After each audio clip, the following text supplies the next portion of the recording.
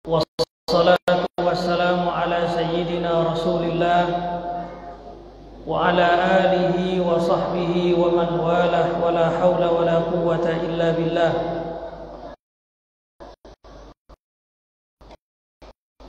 Rabbi shrah li sadri wa yassir li amri wa hlul 'uqdatam min lisani yafqahu qawli wa saddiqi lisani wa nabiyina Muhammadin sallallahu alaihi wasallam. Yang saya hormati DKM, segenap jajaran DKM Masjid Muhajirin. Yang saya hormati jamaah, ibu-ibu, bapak-bapak, adik-adikku semuanya. Alhamdulillah, pada malam hari ini setelah kita menunaikan salat tarawih berjamaah, kita masih diberikan kesempatan oleh Allah Subhanahu wa taala untuk menunaikan kewajiban kita sebagai seorang muslim, yaitu talabul ilmi, mencari ilmu. Pada malam hari ini alhamdulillah kita melakukan sebuah sunnah Rasulullah sallallahu alaihi wasallam, yaitu sunnah menghormati hari-hari besar.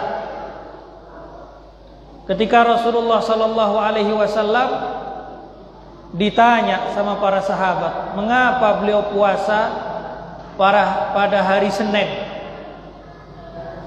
Rasulullah sallallahu alaihi wasallam menjawab, "Zaka yaumun wulidtu fi." Itu adalah hari kelahiranku. Ketika juga Rasulullah sallallahu alaihi wasallam ke Madinah berjumpa orang-orang Yahudi yang puasa pada hari Asyura, 10 bulan Muharram. Ketika Rasulullah bertanya kepada orang-orang Yahudi, mengapa kalian berpuasa pada hari ini? Akhirnya mereka menjawab, hari ini adalah hari di mana Allah Subhanahu wa taala menyelamatkan Musa dari Bani Israel, dari Fir'aun dan Bani Israel. Maka mereka caranya bersyukur dengan cara berpuasa. Ini adalah sebuah sunnah, yaitu menghormati hari-hari besar, hari-hari penting. Ini adalah sunnah nabawiyah. Maka dalilnya kita memperingati hari ibu, memperingati hari kelahiran, itu adalah dalil umum itu, yaitu Rasulullah memiliki kebiasaan merayakan atau menghormati hari-hari besar, yang di situ kita harus bersyukur. Malam hari ini kita juga bersyukur bahwa di malam ini Allah Subhanahu wa taala menurunkan Al-Qur'an jumlatan wahidah, sekaligus ke Baitul Izzah, langit dunia. Jadi Al-Qur'an ini turun kepada Rasulullah sallallahu alaihi wasallam itu secara berangsur-angsur selama 23 tahun. Sejak beliau itu diangkat jadi nabi, jadi rasul umur 40 tahun, sampai beliau itu wafat umur 63 tahun. Jadi total 63 tahun Al-Quran itu diturunkan secara beransur-ansur kepada Rasulullah sallallahu alaihi wasallam.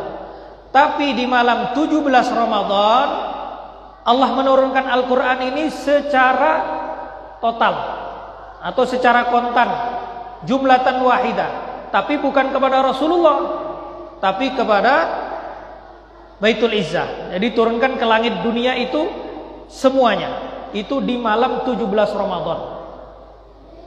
Oleh karena itu, menurut riwayat yang mengatakan Al-Quran diturunkan 17 Ramadan, maka Ramadan di zaman itu, atau 17 Ramadan di zaman turunnya Al-Quran itu adalah Lailatul Qadar.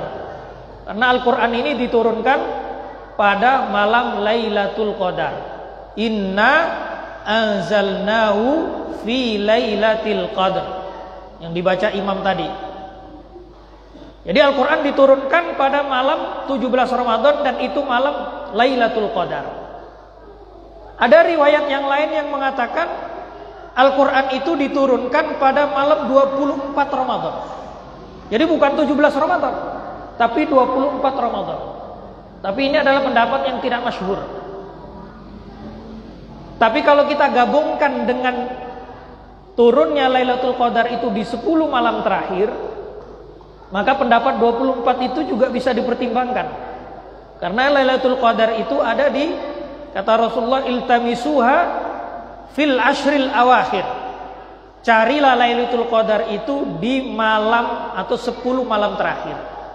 Kalau kita pakai pendapat yang 24, maka waktu itu Lailatul Qadarnya malam 24 Ramadan. Tapi tidak ada masalah. Qaul yang masyhur atau pendapat yang masyhur itu adalah malam 17 Ramadan, yaitu syahrul Ramadan alladzi unzila fihi al-Qur'an. Di bulan Ramadan, di malam 17 diturunkanlah Al-Qur'an ini. Maka tadi itu ada lomba tentang Al-Qur'an untuk anak-anak kita, ini luar biasa. Memberikan motivasi kepada mereka untuk belajar Al-Qur'an lebih giat lagi. Yang pada perlombaan tahun ini belum dapat juara 1, harus ditargetkan tahun depan juara 1. Yang juara 1 harus dipertahankan. Karena Al-Qur'an ini sangat mulia, Pak. Di Al-Qur'an ini dalam sebuah hadis dikatakan, Al-mahiru bil Qur'an ma'as safaratil kiramil bararah. Orang yang pandai membaca Al-Qur'an, mengerti maknanya Al-Qur'an, itu nanti bersama as-safara al-kiramil bararah, malaikat-malaikat yang mulia. Walladzi qara'a al-Qur'an wa yatata'ta fihi wa 'alaihi syakun falahu ajran. Tapi orang yang susah sekali membaca Al-Qur'an, tapi dia mau belajar, tapi dia tetap mau belajar, maka itu lahu ajran. Maka orang seperti ini pahalanya 2. Jadi pahala membaca Al-Qur'annya, pahala juga karena melawan susahnya lidahnya mengucapkan Al-Qur'an. Maka belajar Al-Qur'an ini tidak ada kata terlambat. Bagi yang sudah berumur, mungkin dulu waktu kecil atau masih masa mudanya dulu, waktu untuk mempelajari Al-Qur'an belum sempat. Maka sebelum meninggalkan dunia ini, walaupun umur sudah 50, 60, 70, jangan pernah malu untuk belajar Al-Qur'an. Saya dulu pernah mengajar TNI, tentara. Tiap minggu 1 kali, privat. Waktu saya masih di pesantren dulu, datang ke pesantren, saya ditugaskan untuk mengajari Al-Qur'an tentara itu. Susah sekali, tapi semangatnya luar biasa.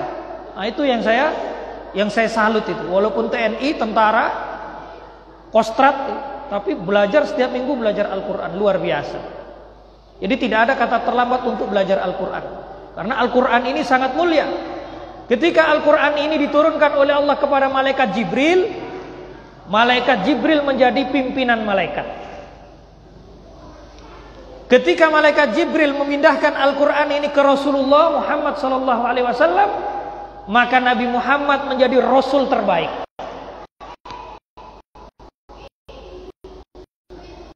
Ketika Al-Qur'an ini diturunkan di bulan Ramadan, maka bulan Ramadan adalah bulan baik. Al-Qur'an. Dan ketika Al-Qur'an diturunkan di malam Lailatul Qadar, malam itu menjadi malam terbaik. Lebih hebatnya lagi, ketika Al-Qur'an itu dibuat pedoman atau diturunkan kepada suatu kaum atau umat, maka umat ini menjadi umat terbaik. Kuntum khaira ummatin ukhrijat linnas. Kalian adalah sebaik umat. Maka umat terbaik ini kita ini, Pak. Nabi Musa itu iri dengan kita. Setiap kemuliaan ditanya kepada Allah, ya Rabb, itu untuk saya. Kata Allah Subhanahu wa taala, bukan untukmu Nabi, bukan untukmu Musa, tapi untuk Muhammad, untuk umatnya Muhammad. Berbagai kemuliaan dikhususkan oleh Allah Subhanahu wa taala untuk umatnya Rasulullah Muhammad sallallahu alaihi wasallam. Sampai Nabi Musa pernah berangan-angan, kalau begitu ceritanya lebih baik saya jadi umatnya Muhammad aja lah. Sudah jadi nabi, kalimullah, termasuk apa? Nabi atau rasul yang dikhususkan oleh Allah, tapi melihat kemuliaan umat Muhammad iri. Iri bukan iri yang dengki, tapi iri yang ghibthah. Jadi enak sekali jadi umatnya Muhammad. Jadi itulah umat Muhammad. Kita ini umat yang paling belakang. Jadi kita ini sudah akhir zaman ini. Setelah kita sudah tidak ada, cerita dunia sudah selesai. Setelah kita, generasi kita, umat kita ini itu sudah tidak ada lagi risalah yang lain, tinggal tunggu kiamat. Paling tanda-tanda kiamat ini sudah terjadi semuanya. Yang belum itu tanda-tanda yang besar saja yang belum. Matahari dari barat belum. Tapi kalau tanda-tanda yang lain itu sudah semua di depan kita sudah. Maka kita ini adalah umat akhir zaman. Umat akhir zaman. Tapi nanti untuk urusan masuk surga kita ini duluan. Nah ini hebatnya umatnya Rasulullah Muhammad. Datangnya belakangan, pulangnya duluan. Jadi kalau kita ngantri tiba-tiba ada umat sejak Nabi Adam sampai Nabi Isa antri mau masuk surga. Surga ditutup dulu. Jangan kata malaikat. Kenapa? Umat Muhammad belum masuk. Umat belakangan datangnya tapi giliran masuk surga duluan. Ini seperti kita ngantri begini, ada jamaah datang terakhir. Giliran dapat berkat duluan, kan ngeselin juga ya. Ini dulu nanti kita juga begitu di akhirat. Umatnya Nabi Muhammad ini datang belakangan. Sudah dekat dengan kiamat. Rasulullah diutus itu kiamat kurang 2 hari hitungan Allah. Kalau kita mengacu kepada Al-Quran, wa yauman indakum ka'alfi sanatin mimma ta'uddu. Satu hari, wa yauma inda rabbikum ka'alfi sanatin mimma ta'uddu. Satu hari menurut hitungan Allah seperti 1000 hitungan kalian. Berarti kalau kita hitung nih ya, sejak Rasulullah diutus itu kurang 2 hari kiamat. Berarti kurang 2000 tahun. Tinggal dihitung aja sekarang. Memang kiamat gak ada yang tahu. Semuanya itu berbicara tentang kiamat, tapi gak ada yang tahu. Tapi kalau kita memakai patokan itu, satu hari hitungan Allah itu seperti 1000 tahun hitungan kita. Berarti kalau kiamat kurang 2 hari hitungan Allah berarti kurang 2000 tahun. Jadi tidak lama. Kalau bagi umur kita mungkin itu terlalu lama, karena kiamat kita, kematian kita itu mungkin jauh lebih cepat daripada itu. Jadi umat ini umat yang terbaik. Kuntum khaira ummatin ukhrijat linnas ta'muruna bil ma'ruf wa tanhauna 'anil munkar. Tapi itu harus punya kriteria itu kita. Jadi baiknya umat ini adalah ta'muruna bil ma'ruf wa tanhauna 'anil munkar. Harus beramar ma'ruf nahi munkar. Kalau tidak ada nahi munkarnya, nanti kayak apa? Kayak Bani Israel. Bani Israel itu dilaknat di lisan Daud. Kenapa? Kanu la yatanahawna 'an munkarin fa'alu. Karena orang-orang Bani Israel itu tidak saling bernahi mungkar terhadap kemungkaran-kemungkaran yang mereka lakukan. Jadi didiamkan saja.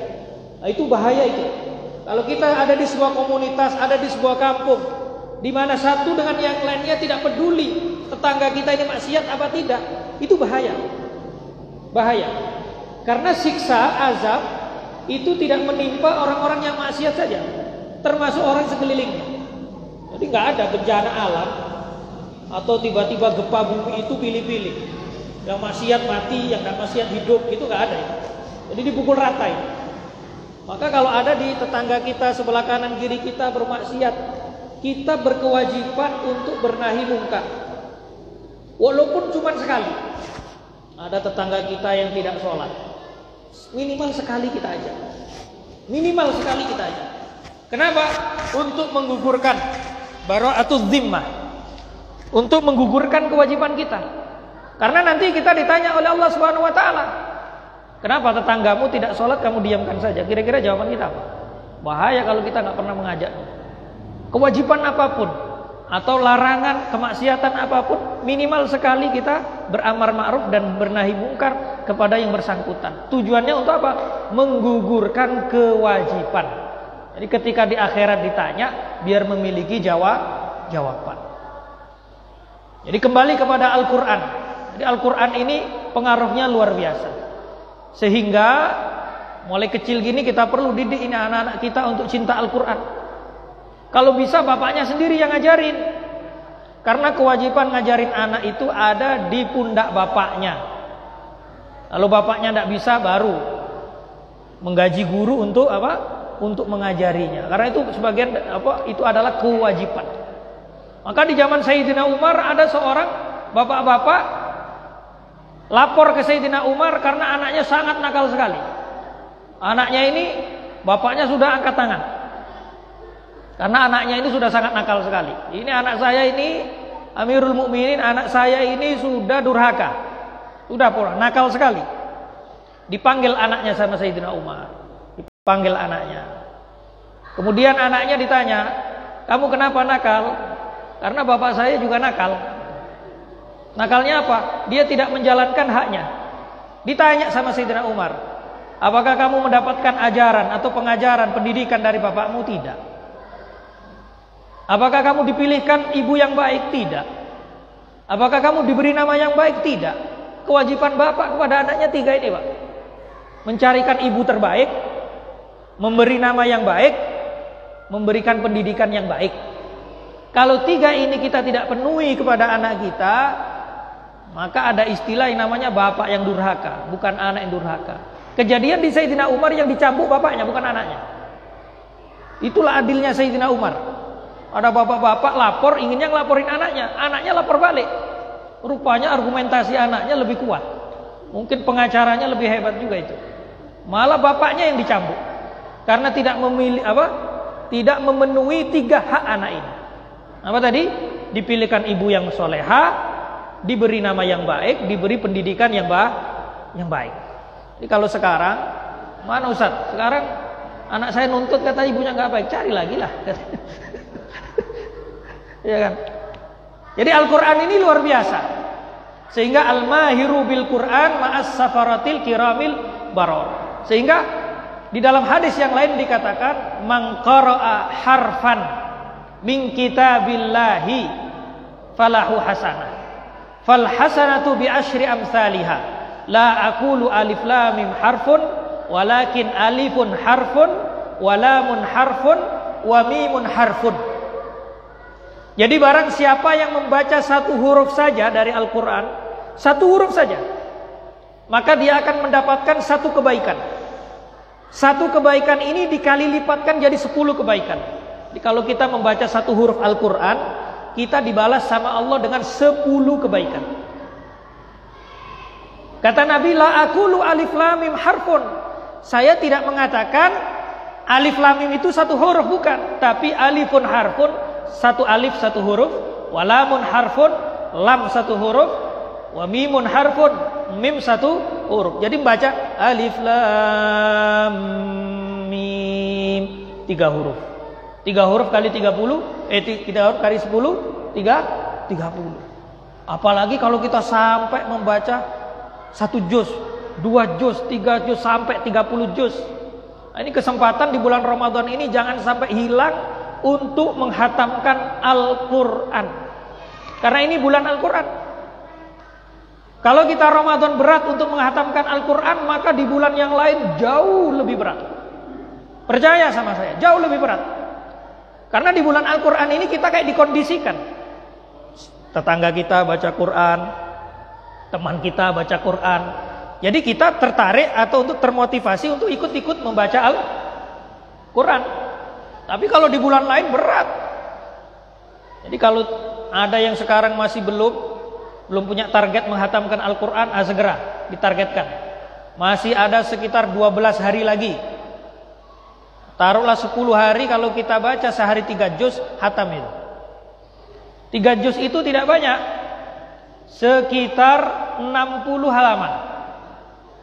3 juz itu 60 halaman. Banyak Ustadz itu katanya. Caranya dibagi. Kalau kita itu sehari 1 juz itu 20 halaman. Kalau kita setiap selesai sholat baca 2 lembar saja, 4 halaman. Setiap selesai sholat 5 waktu, itu sehari kita sudah dapat 1 juz. Karena 4 kali 5 20. Jadi kalau 1 juz itu 20 halaman. Kalau kita sudah ketinggalan, sekarang ini belum juz 17 ya Ustaz, padahal sudah malam 17. Maka ditambah lagi, jangan setiap selesai sholat cuma 4 halaman, ditambah lagi 2 kali lipat, misalkan 8 halaman. 8 halaman itu cuma berapa? 4 lembar. Itu kalau dibaca 4 lembar itu 15 menit, nggak nyampe. 1 juz itu kalau kita baca pelan-pelan cuma setengah jam.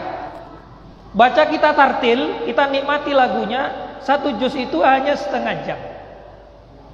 Hanya saja yang namanya akhirat, namanya surga itu berat, Pak. Berat. Coba setengah jam itu dibuat maksiat, itu terlalu sebentar. Tapi karena dipakai ibadah, berat. Oleh karena itu ketika Allah Subhanahu wa taala menciptakan surga, Ini kan sekarang surga ceritanya dibuka nih. Ya. Neraka ditutup. Persoalannya kita enggan masuk surga, ketok-ketok pintu neraka terus. Itu kan repot. Nerakanya sudah ditutup, surganya sudah dibuka, nggak mau masuk surganya. Pintu nerakanya sudah ditutup, diketuk-ketuk terus. Assalamualaikum, katanya mau masuk. Nah, ini yang repotnya. Sudah Allah tutup kok diketok pintunya. Sudah ditutup, setan sudah dibelenggu. Nah, ini kalau ada maksiat yang terjadi di bulan Ramadan, jangan salahkan setan, Pak. Kasihan, terfitnah itu. Dia nggak ikut-ikut, Pak. Sudah dibelenggu dia. Salahkan diri sendiri. Kalau masih maksiat di bulan Ramadan, masih nggak mau sholat, masih nggak mau puasa, masih melihat yang haram, jangan salahkan setan. Itu fitnah namanya. Ya, kasihan setan. Dalam hal ini saya kasihan, Pak. Jadi salahkan diri sendiri, nafsu kita. Maka ketika Allah Subhanahu wa taala menciptakan surga, Allah Subhanahu wa taala memanggil Jibril, ya Jibril, ta'al. Idhab wanzur ilaiha. Coba saya habis menciptakan surga, coba kamu pergi, kamu lihat. Pendapatmu bagaimana, Jibril? Pergilah Jibril melihat surga. Kembali kepada Allah. Wa Rabbi, katanya. Ya Allah, katanya, kalau begini cerita surga, saya yakin semua orang ingin memasukinya. Indah luar biasa. Akhirnya surga itu sama Allah dikelilingi dengan hal-hal yang tidak disukai oleh manusia. Huffatil jannatu bil makarih. Surga dikelilingi dengan hal-hal yang tidak disukai oleh manusia. Apa saja itu? Tahajud, subuh berjamaah, baca Al-Quran. Itu ada di sekeliling surga itu. Yang paling gak disukai oleh manusia tuh. Bersedekah, tidak hasut, tidak dengki, tidak ghibah. Itu gak enak semuanya itu. Yang enak kan kebalikannya, ya kan? Malam-malam bukan tidur di situ, tapi tahajud yang ada di sekeliling surga. Maka setelah itu Allah memerintahkan Jibril, Jibril coba dilihat lagi deh. Kira-kira pendapatmu bagaimana? Dilihat lagi sama Jibril surganya. Kembali kepada Allah, ya Allah kalau ini ceritanya, saya khawatir gak ada yang masuk surga ini. Saking susahnya masuk surga. Karena dikelilingi hal-hal yang tidak disukai manusia. Akhirnya Allah menciptakan neraka. Jibril, coba lihat nerakaku, menurutmu bagaimana? Waduh, kalau ceritanya demikian ya Rabb, saya yakin tidak akan ada orang satupun yang mau masuk neraka. Akhirnya sama Allah neraka dikelilingi dengan hal-hal yang disukai oleh manusia. Ada judi, ada zina, ada mencuri, ada mabuk, semuanya itu di situ. Ada tidur, ada tidak sholat, ada durhaka kepada orang tua, di situ ada dan lain sebagainya. Setelah dikelilingi itu semuanya, ditanya lagi sama Allah, wahai Jibril, sekarang menurutmu bagaimana ini urusan neraka? Kalau ini ceritanya neraka, nampaknya akan banyak yang masuk neraka ini ya Rabb. Nah, makanya sekarang ini gak enak. Kalau sekarang kita targetkan sehari baca 1 juz, gak enak, Pak. Siapa yang gak enak? Apalagi nafsu kita ini memang suka hal-hal yang tidak enak, suka hal-hal yang membangkang. Itu memang nafsu kita. Makanya nafsu ini ketika diciptakan oleh Allah membangkang memang sejak di awal. Jadi nafsu ini makhluk, Pak. Makhluk yang sama Allah ada di diri kita, seperti ruh juga. Akal ini makhluk juga. Jadi ketika nafsu itu diciptakan, Allah itu memerintahkan kepada akal. Akal diciptakan, nafsu diciptakan. Ketika akal diciptakan, ya aklu man ana wa man anta. Wahai akal, saya siapa, kamu siapa? Akal menjawab, anta rabbi wa ana abdu. Kamu Tuhanku, saya hambamu. Itu jawabannya akal. Ketika nafsu diciptakan, ya nafsu, man ana wa man anta, anta, ana. Siapa saya wahai nafsu, kata Allah, kamu, saya. Sombongnya luar biasa itu nafsu. Memang sejak diciptakan kurang ajar memang nafsu. Jadi kalau orang kurang ajar itu memang ya tabiat nafsu seperti itu. Ditanya Allah yang menciptakan, wahai nafsu, saya siapa, kamu siapa? Jawabannya kamu ya kamu, saya ya saya. Jawabannya nafsu. Ketika akal disuruh, ya aklu akbil fa akbala, adbir fa adbar. Akal dipanggil, wahai akal menghadap ke sini, kata Allah. Akal menghadap ke belakang. Akal menghadap, nurut akal. Tapi giliran nafsu, ya nafsu akbil fa adbar, adbir fa akbala. Disuruh menghadap dia ke belakang, disuruh menghadap ke belakang malah ngadap ke depan. Itu nafsu itu. Jadi kalau ada orang memang susah sekali nasihatinya, itu memang dia sudah ghalaba alaihin nafs. Jadi sudah dikuasai oleh nafsunya, hawa nafsunya. Nafsu itu egonya luar biasa. Maka kita ada nafsu itu artinya jiwa. Maka jiwa raga kita ini egonya luar biasa. Maka butuh yang namanya tarbiyat, ya, butuh riyadhah. Butuh kita itu mendidik hati kita ini, menaklukkan nafsu kita ini. Karena kalau kita tidak bisa menaklukkan nafsu, ya akal kita nggak berfungsi. Coba lihat itu misalkan, kira-kira ada perempuan cantik sama laki-laki berduaan. Kira-kira yang main itu nafsunya apa akalnya itu? Nafsunya. Nggak masuk akal udah kalah itu. Jadi kalau akal kita itu kalah, maka udah kemaksiatan yang pasti akan kita lakukan. Tapi kalau akal kita itu menang, maka nafsu bisa kita tundukkan. Maka nafsu yang baik adalah nafsu yang bisa kita didik. Makanya ada nafsu al-lawwamah, ada nafsu al-ammarah, ada nafsul mutmainnah. Makanya di dalam Al-Quran, ya ayyatuhan nafsul mutmainnah, irji'i ila rabbiki radiyatan mardiyah. Jadi nafsu yang memang solehah itu adalah nafsu yang baik. Maka dari itu selama bulan Ramadan ini, mumpung belum kita menyesal. Karena kalau pahala ini nampak, Pak. Kalau pahala ini nampak, Bu, nampaknya kita ini nggak akan bekerja. Bayangkan, kalau kita setiap sholat langsung pahala saldo kita ketahuan. Oh, saldo kita berapa ini pahala hari ini? Itu kita berlomba-lomba itu. Sekali maksiat saldo berkurang ini.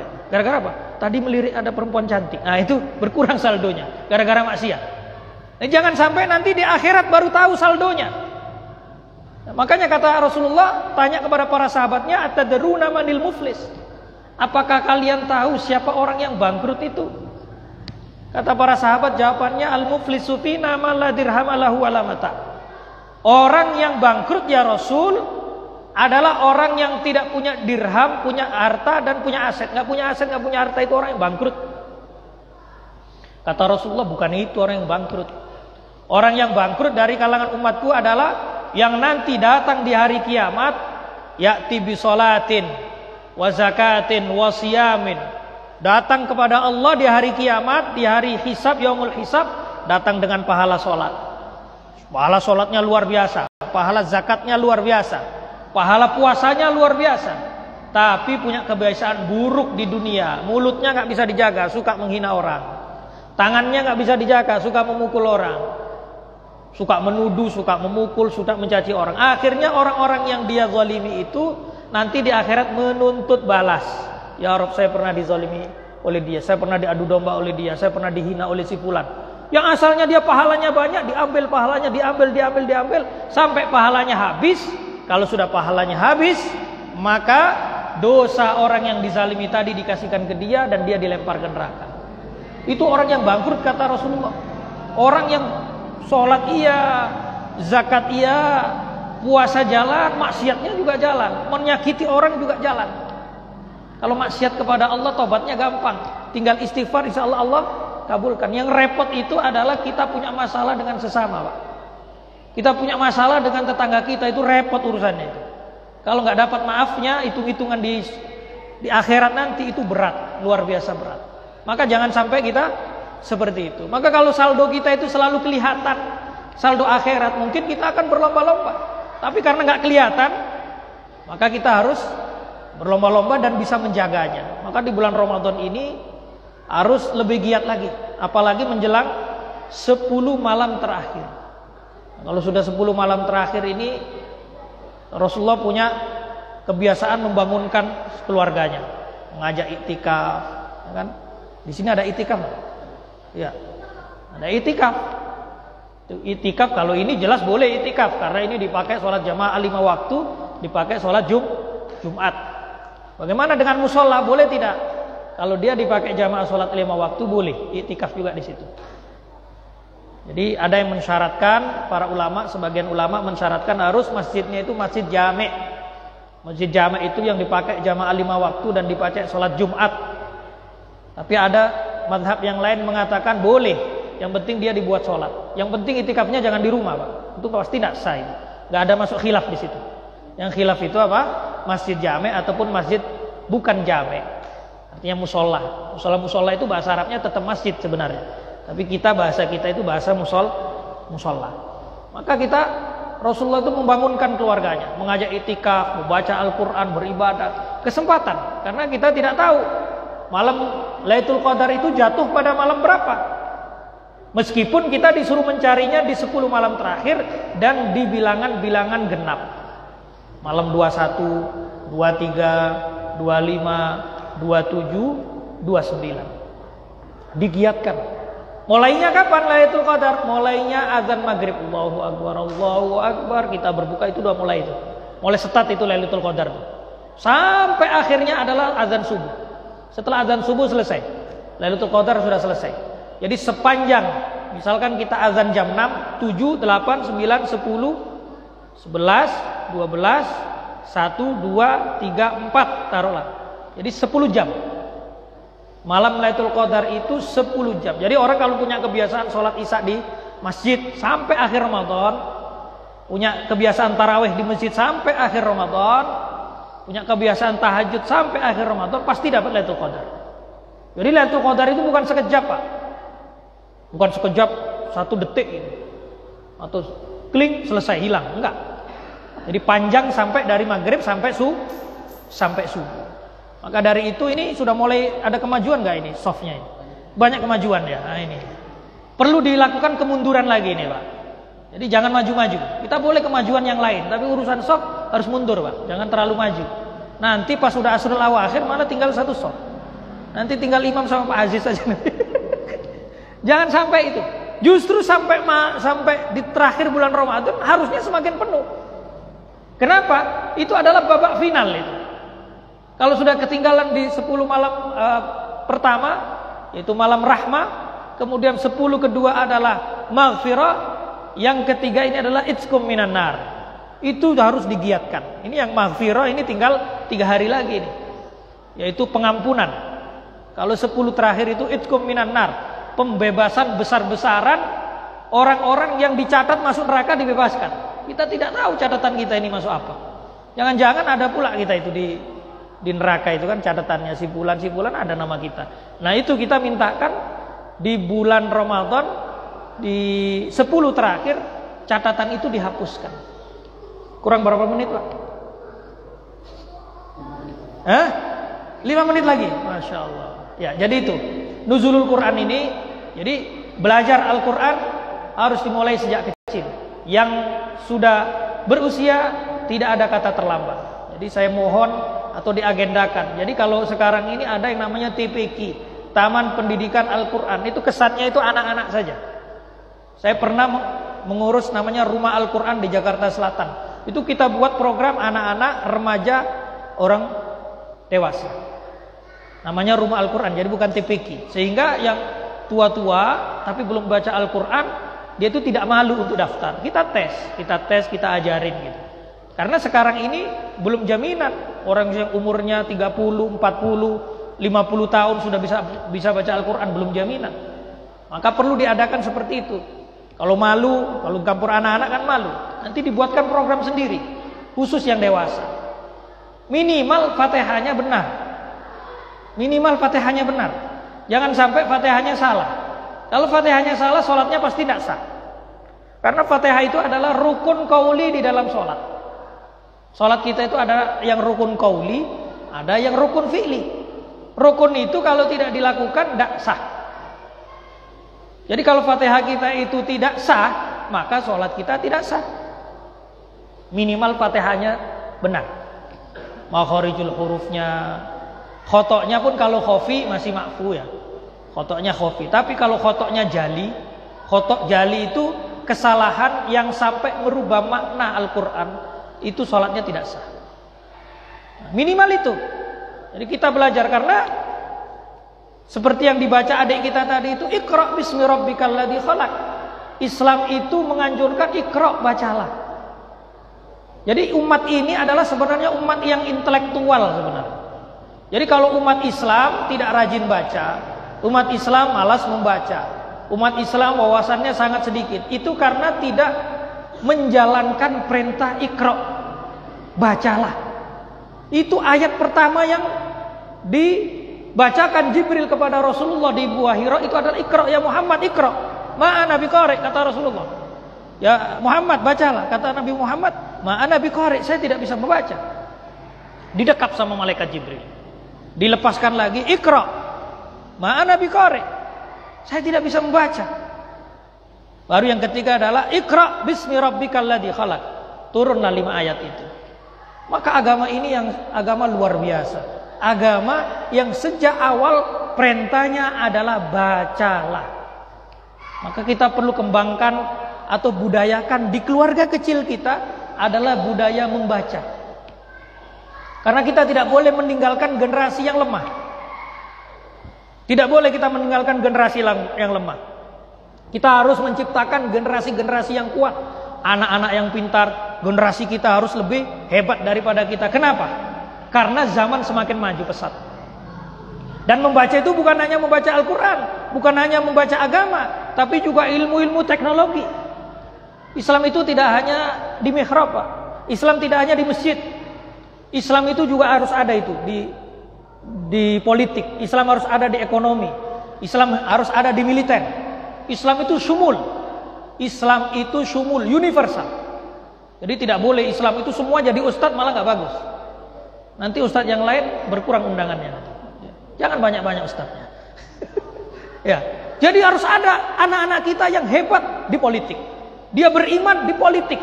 Dia bertakwa di ekonomi. Kalau dia seorang ekonom, dia bertakwa nggak akan pernah korupsi.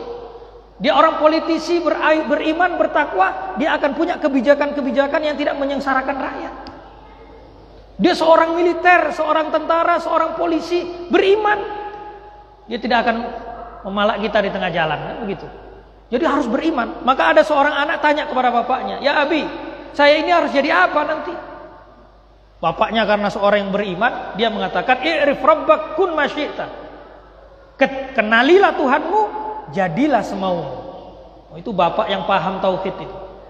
Jadi bapak yang paham itu tidak memaksa. "Nak, kamu harus jadi ustaz." Kenapa? Ustaz sekarang enak, setiap undangan ada duitnya, mobilnya bagus-bagus. Kayaknya pekerjaan yang paling enak. Kalau kamu jadi pegawai paling sebulan 5 juta. Kalau ustaz, oh nggak terbatas. Ada ternyata itu. Saya pernah dapat cerita. Ada seorang orang tua memondokkan anaknya, niatnya biar jadi ustaz. Ketika ditanya, "Kenapa Pak ingin jadi ustaz?" "Ustaz sekarang kaya-kaya. Sudah jadi profesi, Pak." Itu salah niat itu. Mondokkan anaknya salah niat. Nah, maka jadi kenali Tuhanmu, jadi semaumu. Mau jadi polisi, polisi yang hebat, hebat. Mau jadi tentara yang hebat, hebat. Gak boleh semuanya itu ada di mihrab, semuanya ngurus. Karena apa? Kriteria masuk surga itu bukan yang paling kaya, yang paling pintar, bukan. Tapi atqakum. Inna akramakum indallahi atqakum. Sesungguhnya yang paling mulia di sisi Allah di antara kalian adalah yang paling bertakwa. Nah, takwa itu adalah di hati. Takwa bukan hanya milik ustaz. Takwa bukan hanya milik kiai. Takwa bukan hanya milik ajengan tuan guru. Tapi takwa bisa ada di dada seorang polisi. Takwa bisa ada di dada seorang militer. Takwa ada bisa di dada seorang politisi. Kita tidak tahu. Maka masuk surga itu kriterianya bukan ustaz, bukan ulama, tapi orang yang bertakwa. Maka itu harus kita tanamkan di jiwa anak-anak kita. Mau jadi apapun gak ada masalah. Yang penting dia bertakwa. Kalau orang sudah bertakwa gak akan mencuri. Kalau sudah orang bertakwa tidak akan berbuat zalim. Kalau orang sudah bertakwa mau jadi apapun tidak akan mencelakakan orang lain. Maka itu harus ditanamkan dulu. Jangan dipatok anak kita nggak tahu passionnya apa. Kita nggak tahu keinginannya apa. Mungkin dia memang punya potongan ustaz, ya jadi ustaz. Dia potongannya jadi politisi, ya balik politisi. Dia potongannya jadi pembalap, ya biarkan dia jadi pembalap. Barangkali dia bisa berdakwah ke teman-temannya di pembalap itu. Kita nggak tahu. Jadi kalau kita baca-baca di kitab apa orang masuk surga itu karena apa loh? Sekarang begini saja, ustaz kita ngajar seperti ini. Nanti masuk surga jangan-jangan duluan yang bangun ini. Duitnya siapa dulu buat bangun ini? Orang kaya, orang dermawan yang beli ubinnya, beli ininya, dia bisnis, dia punya banyak uang, dia dermakan di jalan Allah. Ustadznya belakangan mau, ustadz tunggu dulu. Dulu kan ngajarnya pada fasilitas saya. Saya yang bangun masjid Muhajirin. Saya dulu dong masuk. Ustadz belakangan. Bisa aja seperti itu. Karena selama ini dipakai sujud, selama dipakai ngaji, yang sedekah ubin ini, masjid ini semuanya, pasir semuanya, dapat pahala jariah. Ini yang akan dibawa ke akhirat nanti itu ini. Jadi kalau ada urunan untuk kemaslahatan masjid, kasih yang banyak. Seperti para sahabat, kalau sudah diajak untuk berjihad di jalan Allah, langsung para sahabat, Utsman, saya untanya 100, saya kudanya 100, saya ininya semuanya. Kenapa? Itu cara terbaik mentransfer harta kita dari dunia ke akhirat. Jadi jangan hanya belajar bagaimana cara transfer dari BNI ke Mandiri, Pak. Kita harus tahu juga bagaimana mentransfer harta kita dari dunia ke akhirat. Bagaimana caranya? Ditransferlah di jalan-jalan Allah seperti masjid, membangun sekolah, membiayai anak-anak yang tidak mampu. Anak-anak yang tidak mampu, coba cari di kanan kiri. Jangan-jangan ada yang nggak sekolah, tetangga kita anaknya, karena nggak punya biaya. Kita berlebih biaya, sekolahkan anak itu. Kita tidak tahu, jangan-jangan anak tetangga yang kita sekolahkan itu yang jadi orang nantinya. Anak kita yang lahir dari rahim kita ternyata nggak jadi apa-apa. Belum tentu. Justru nanti ternyata anak itu yang angkat apa? Yang narik tangan kita dari neraka. Bukan anak kandung kita. Jadi kalau punya harta, punya apa, cari pos-pos yang terbaik. Gimana ini cara saya mentransfer ke akhirat ini? Cari anak yatim piatu, cari yang tidak mampu. Bahkan di dalam hadis dikatakan orang yang mensantuni janda itu fahuwa fisabilillah. Orang yang menyantuni janda-janda itu di jalan Allah. Makanya Abu Said Muhammad bin Al-Maliki yang kebetulan 2 hari yang lalu haulnya, fotonya ada di sana kalau tidak salah ya. Ulama besar Mekah, waktu beliau wafat 15 Ramadan itu saya ikut mensolati beliau, saya ikut memakamkan beliau acaranya. Itu salah satu kebiasaan beliau kalau sudah Ramadan adalah murid-muridnya itu apa? Disuruh mencatat ada janda berapa di Mekah, sekitar Mekah. Orang beliau kaya raya. Itu dikasih amplop, ada yang 2.000 real, ada yang 3.000 real, ada yang 1.000 real, ada yang 200 real, 500 real. Didermakan, disantuni semua. Kalau harta ada di tangan orang-orang yang seperti itu, alangkah indahnya Islam ini. Maka kita, Islam ini sukses, Islam ini hebat, karena dulu bukan hanya Nabi Muhammad, tapi didukung oleh sosok seorang Abu Bakar yang bijak, didukung oleh sosok seperti Umar yang pemberani, didukung oleh sosok seperti Utsman yang dermawan, didukung oleh sosok seperti Ali yang jenius. Jadi kalau kita membuat kelompok, Pak, membuat kumpulkan 4 unsur itu, Pak. Ada Abu Bakarnya, ada Umarnya, ada Utsmannya, ada Alinya, insya Allah sukses. Kalau cuma ada Abu Bakarnya, Pak, nggak ada Utsmannya, nggak sukses. Mau buat program kayak apapun, dana nggak ada, ya dana nggak ada. Mau buat apa? Tadi mau buat acara nggak ada hadiahnya, ada yang ikut, nggak ada ikut, Pak. Anak kecil sudah tahu duit sekarang, Pak. Kalau nggak ada hadiah, hadiahnya apa? Wah, nggak usah lah. Hadiahnya nggak menarik. Gitu. Anak kecil sekarang udah lain ceritanya, Pak. Bukan kecil zaman kita. Kita dikasih 1.500 masih takut. 500 pun kita takut karena gambarnya monyet tuh. Jadi sekarang anak-anak sudah tahu duit yang besar udah tahu. Maka itu harus apa? Berjuang itu harus ada Abu Bakarnya, harus ada Umarnya pemberani. Kalau semuanya bijak, nggak ada berani-beraninya nggak jadi. Islam ini dulu muncul di permukaan gara-gara Sayyidina Umar masuk Islam. Baru ketika masuk Islam, kenapa kita sembunyi-sembunyi ya Rasulullah? Kita keluar saja. Keluar, terang-terangan sudah Sayyidina Umar yang disebut tadi ketika tarawih, khalifah pertama Abu Bakar, khalifah kedua Umar. Ada yang Utsman pemalu orangnya, tapi kalau urusan sedekah nggak hitung-hitungan. Makanya sampai sekarang ini ada sumurnya Sayyidina Utsman. Asetnya Sayyidina Utsman di Saudi masih ada sampai sekarang, dibagi-bagikan kepada masyarakat. Harus juga seperti ada seorang sosok ahlinya, orang yang jenius, cerdas, ustadznya, cendekiawannya harus ada. Berjuang kalau nggak ada yang pintar ya susah. Nah mungkin itu saja yang mungkin ya bisa saya sampaikan. Sudah 45 menit lebih ya. Kalau sudah ngomong saya di depan ini karena nggak tahu waktu juga, maaf. Jadi itu kembali saya rangkum bahwasanya di bulan Ramadan ini mumpung masih ada sekitar 13 hari lagi, jangan keburu berpikir Idul Fitri lah, berpikir ibadah kita yang Ramadan ini. Jadi ulama salaf ini 6 bulan sebelum Ramadan bersiap-siap menyambut Ramadan. 5 bulan atau setelah Ramadan mereka itu beribadah, tujuannya untuk apa? Tujuannya untuk bagaimana ibadah Ramadannya ini diterima oleh Allah Subhanahu wa ta'ala. Maka mereka ulama salaf seperti itu. Mereka menangis, berdoa kepada Allah, meminta kepada Allah agar ibadah Ramadannya ini diterima. Nah, kita ini nggak pernah menangis karena nggak peduli mau diterima mau nggak urusan Allah namanya. Tapi kalau ulama-ulama salaf mereka menangis karena takut, khawatir ibadah Ramadan selama bulan Ramadan 30 hari ini tidak diterima oleh Allah. Maka kita sisa Ramadan kita gunakan sebaik-baiknya. Amalan-amalan yang dianjurkan, mudharasatul Quran, membaca Al-Quran, sholat taraweh, bersedekah, i'tikaf, taftirus shaim, yaitu apa? Memberikan iftar kepada orang-orang yang berpuasa. Karena orang yang memberikan buka kepada orang yang berpuasa, pahalanya sama dengan orang yang berpuasa. Kalau kita berpuasa dikasih pahala 100.000, maka kita memberikan makan iftar 10 orang, 100.000 kali 10, 1 juta. Kita memilih kita sendiri 100.000, berarti 1 juta 100. Kalau kita ngasih makan 100 orang, berapa pahalanya? Jadi tidak ada batas. Baik, mungkin itu yang bisa saya sampaikan. Kurang lebihnya mohon maaf.